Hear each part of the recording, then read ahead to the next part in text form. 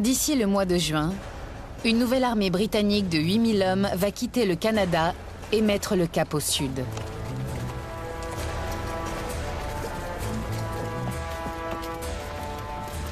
À sa tête, le général John Burgoyne, un des meilleurs officiers de cavalerie de la Grande-Bretagne.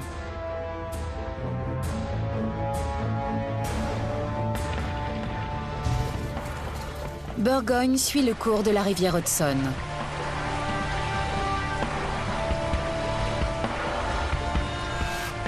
Son armée ressemble à une ville en mouvement. Les tuniques rouges sont accompagnées de civils, 2000 femmes, dont des épouses et des domestiques.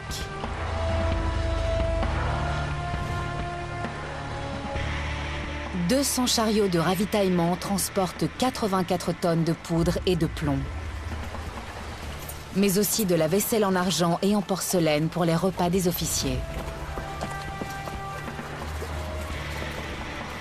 Le plan de Burgoyne est simple. Parti de Saint John au Canada, il avance vers le sud pour rejoindre Saratoga, au fin fond de la colonie de New York. De là, il a prévu de retrouver l'armée britannique qui occupe la ville de New York et séparer ainsi les colonies en deux. De son côté, Washington change de tactique et adopte une forme de combat presque inconnue en Europe, la guérilla, avec des hommes qui ont tout appris en vivant à la frontière amérindienne.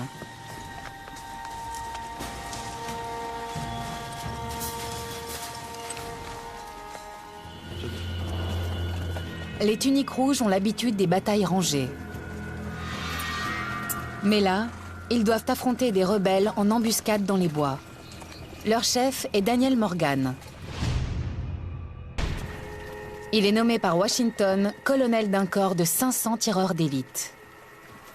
Les hommes de Morgan ont non seulement le terrain pour eux,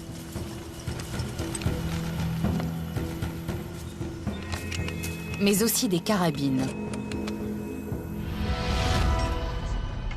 Légères, équipées d'un fin canon long d'un peu plus d'1 mètre, elles tirent avec un calibre de 50.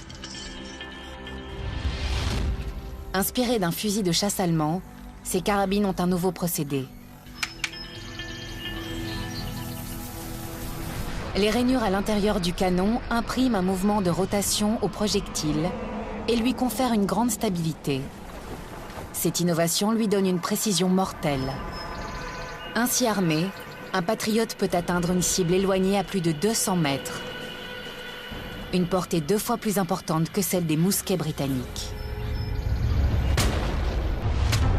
Morgan s'attaque d'abord aux Indiens recrutés comme éclaireurs par Burgoyne. Sans eux, les Britanniques perdent la connaissance du terrain. Les deux camps s'affrontent à Saratoga.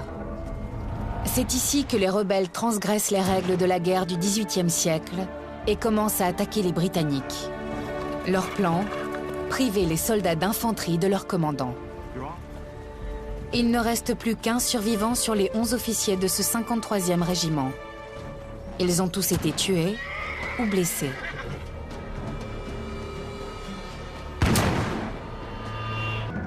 Les Britanniques, sur la défensive, se regroupent sous l'autorité du général Simon Fraser, qui dirige la contre-attaque. Daniel Morgan, commandant des tireurs d'élite, réagit très vite. Grimpe à cet arbre et descend l'officier à cheval. Son meilleur tireur est un Irlandais illettré qui vient de la frontière amérindienne. Son nom est Tim Murphy.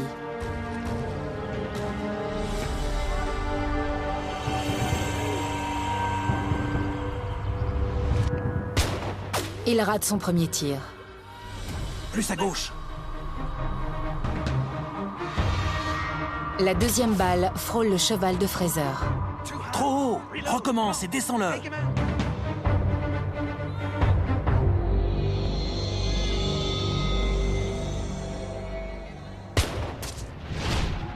La troisième est fatale.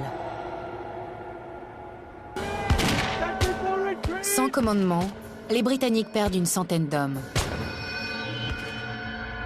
2 fois plus que les rebelles.